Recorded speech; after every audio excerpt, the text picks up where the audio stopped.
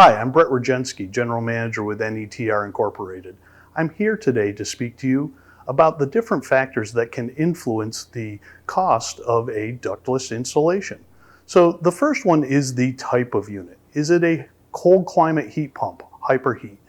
Is it a standard climate heat pump, meaning it only works to a warmer temperature, or is it a cooling only heat pump? All three of those come with different features that have different investment types. The second item is the size of the actual condenser, the size of the outdoor unit, how many BTUs it's capable of handling.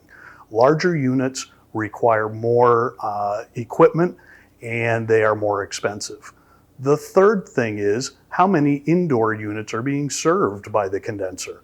More indoor units require more infrastructure. Again, those affect the cost of the investment. The next thing is the type of company you choose to work with. Are you working with a low-cost, low-overhead provider, or are you working with someone that has a full installation team, service team, and will be there for you in the future? The last item that affects the cost of installation is the complexity of the installation. So some homes require very simple installations with minimal wiring and piping.